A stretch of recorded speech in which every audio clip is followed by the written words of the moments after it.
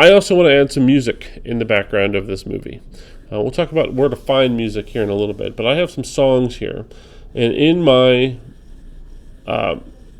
media browser up here, I have the ability to click on my arrow, and I can choose to find songs from my computer and import them in here. So I have some songs in my downloads folder that I downloaded off the internet. And so if I wanted to import one of these, this is actually a folder of multiple versions of songs here. I'm going to import that, and now I have a couple different versions here. There's a minute-long version, a 30-second version, and another minute-long version here. So let's say this is the one I want.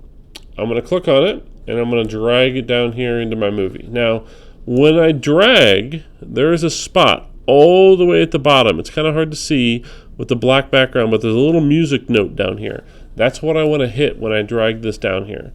That will add this as what's called background music. So it has like a little gray line that kind of separates it in my timeline. And so that makes this background music.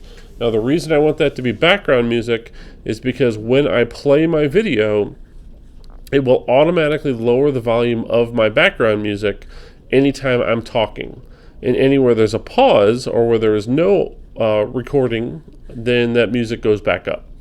And you can even look at the little waves of audio that show up here and see how they go back up once my clips of talking stop. So now if I again go back to the beginning and click play. Did you know that texting and driving cause nearly 25% of all car accidents in the United States? There's 1.6 million accidents a year. 11 people die every day. And you'll notice how my volume goes back up. So that's what's called ducking. And again, it happens automatically as long as I drag my audio to this very bottom part.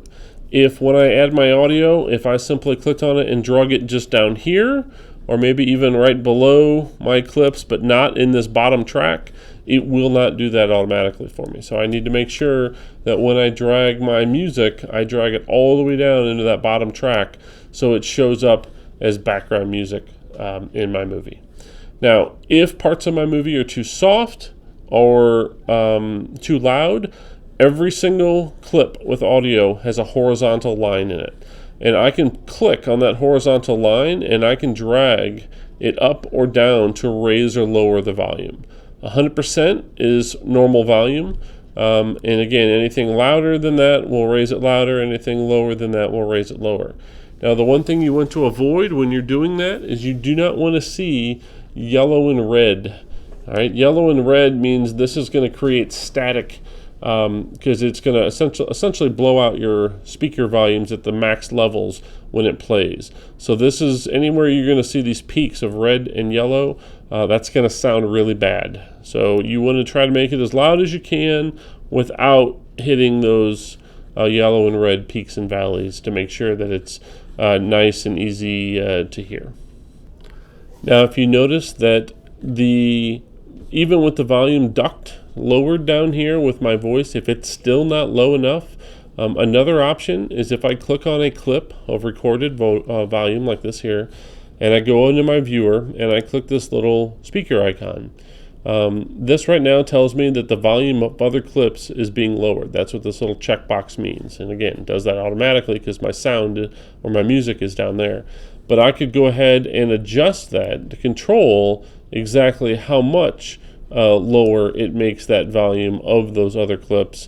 And this is how loud my clip is to go along with that. So if I need to make the volume of my other clips lower, I could make this volume higher and lower depending on what I need. And again, you can watch it happen right down here as you do that.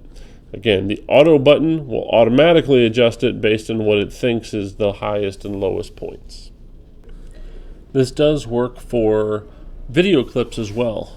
Video clips have their own audio attached to that clip. It shows up in the clip itself, and it has its own horizontal line right here that you can raise or lower to adjust. If you ever needed to, you can also right-click on any video clip, and you can choose to detach that audio. Detaching that audio separates or pulls that audio out of the clip and makes it its own track that can be moved around independent of the clip itself.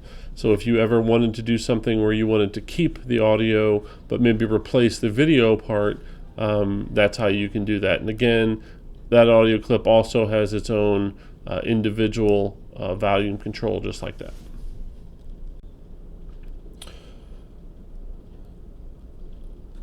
If you ever want to mute a clip or turn the volume off entirely, all you have to do is drag that volume line all the way down to 0%, and now your video clip has no audio, but the rest of your movie will play whatever audio it has in it.